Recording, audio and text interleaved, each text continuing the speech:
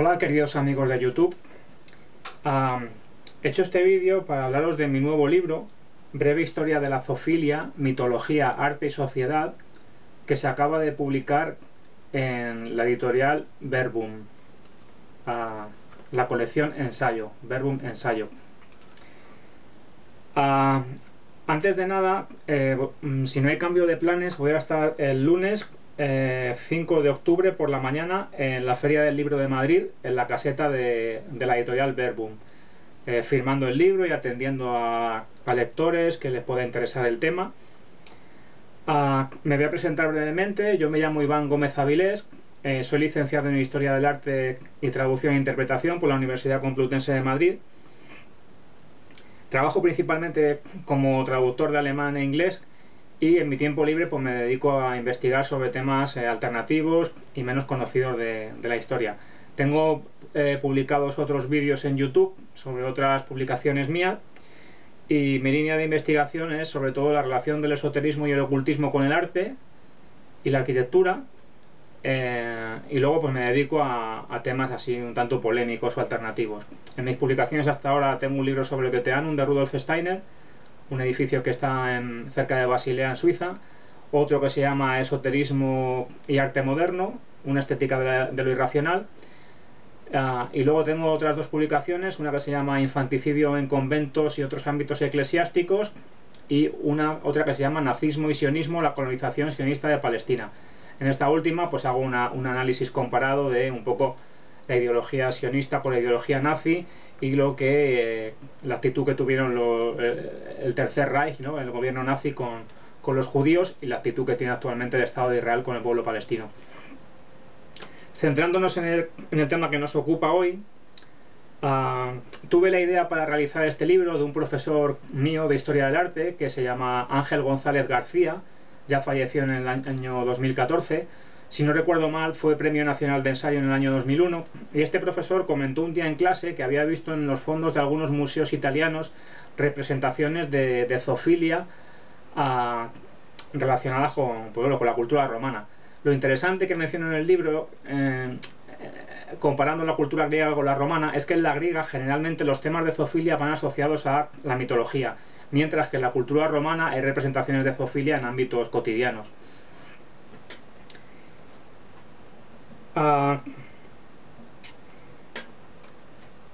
Comencé a investigar sobre el tema porque me pareció muy interesante. Este profesor dijo que había visto pues, representaciones de zoofilia en ámbitos cotidianos, pues por ejemplo romanos sodomizando a cabras, ese tipo de cosas, había visto representaciones. Cuando empecé a investigar un poco, porque bueno, cuando se inicia una investigación pues uno tiene que ver si el tema es viable, a ver qué hay publicado, qué no hay publicado.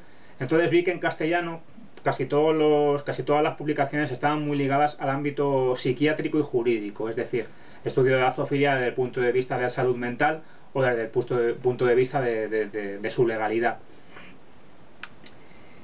Y pues comprobé que en castellano pues no había una obra así como esta en la que pues analice un poco casos curiosos de zoofilia, que analizase esta práctica en diferentes culturas de la historia de la humanidad. Yo por ejemplo empiezo en la prehistoria y llego hasta la actualidad en las principales culturas.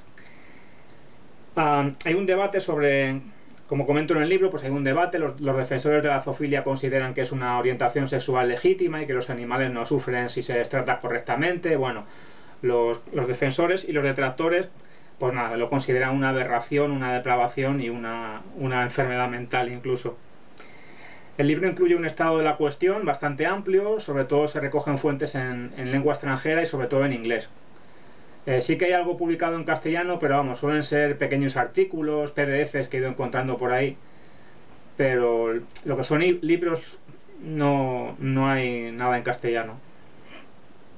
Me refiero sobre la zoofilia desde el punto de vista cultural, mitológico, artístico. Eso, sobre el punto de vista psiquiátrico y jurídico, sí. Bueno, antes de hablar de las diferentes culturas, pues bueno, sí que hablo un poco del marco jurídico. Pues ya en el código de Hammurabi se hablaba de la zoofilia y se prohibía su práctica. en el Antiguo Testamento, en el Levítico, por ejemplo, también se prohíbe y se condena a muerte al que la practique.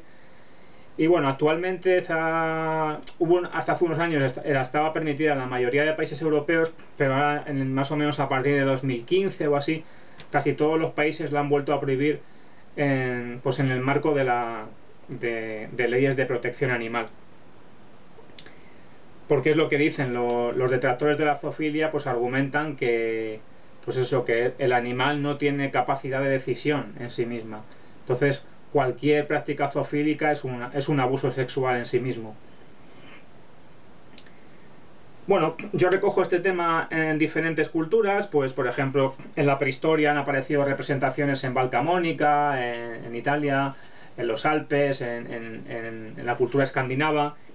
Y bueno, hay que decir que en la prehistoria obviamente no hay fuentes escritas, con lo cual no se sabe a ciencia cierta el carácter de estas representaciones, si se representaba porque realmente se practicaba, o si son más bien de tipo simbólico, porque en muchas culturas pues eso, las representaciones zoofílicas podían estar relacionadas con la propiciación de la fertilidad, la propiciación de la caza, la apropiación de la fuerza del animal y de las cualidades mágicas. Es decir, hay otros factores al margen de representaciones de la zoofilia como eco de esas prácticas reales en la sociedad. En Oriente Medio e Islam, por ejemplo, recojo un tema curioso que se utilizaba para la práctica de la zoofilia, se utilizaba para curar ciertas enfermedades. En Egipto, pues a través de Heródoto podemos saber que se hacían ritos de fertilidad en el templo de Mendes, en el cual se copulaban con cabras. En la India también hay un código legal que recoge estas prácticas y les pone penas. Como recojo en el libro, hay penas muy curiosas, como una de ellas es, bueno, además de ayunos, etcétera, y de hacer donaciones de animales a los sacerdotes, había una pena que había que tomarse era como un ungüento muy extraño de diferentes plantas, de leches, de orinas de animales, de excrementos. Bueno, era una pena muy curiosa. En Grecia, sobre todo, cuando hablo de Grecia, sobre todo hablo de temas mitológicos. Pues eso, cómo se trata la zoofilia en la mitología. Porque, como he dicho antes, sí que es verdad que es difícil encontrar representaciones de zoofilia fuera del ámbito mitológico. Sin embargo, la cultura romana, como hablo aquí en este libro, pues sí que se practicaba en ámbitos cotidianos. Un autor habla de los burdeles. La zoofilia se ofrecía en burdeles que llevaban el nombre según el animal que ofreciesen, pues ya fuesen aves o cabras, o depende del animal que ofreciesen, así se denominaba el burdel. Hablo también de los brutales espectáculos circenses que se hacían en Roma. Se entrenaban animales pues para violar tanto a hombres y mujeres en los circos. Eso también está recogido por varios autores. En el caso de la Edad Media y Moderna, pues hablo ya un poco en lo que es la cultura cristiana, que era mucho menos permisiva con estas prácticas. Entonces, pues hablo también de casos curiosos, ¿no? De cómo pensaban nuestros antepasados. Ellos pensaban que un animal y un ser humano podían tener descendencia, y había historias sobre seres híbridos y monstruos, etcétera. Bueno, como dos casos curiosos que cuento es que, bueno, no recuerdo exactamente el siglo, pero que hubo una orden papal para bautizar a dos pollinos, ¿no? A dos asnos que habían nacido y que tenían rostro muy humano. Entonces los mandó bautizar, ¿no? Por si acaso. Y luego también el caso de unos testigos que habían dicho que habían visto dar a luz a una vaca, a un ser humano, a un niño completamente perfecto. Y luego te va contando, creo que era un religioso el que cuenta la historia, y va contando que según va creciendo el niño, pues era totalmente humano, pero que tenía ciertas tendencias vacunas, como comer hierba y rumiar, y bueno, ese tipo de cosas que es muy divertido ver cómo pensaban nuestros antepasados. Hoy obviamente se sabe que las relaciones entre animales y seres humanos son totalmente estériles. Y en la edad contemporánea pues también lo trato un poco, cómo se trata la zoofilia en el arte, en el cine también hay muchos ejemplos, en la literatura.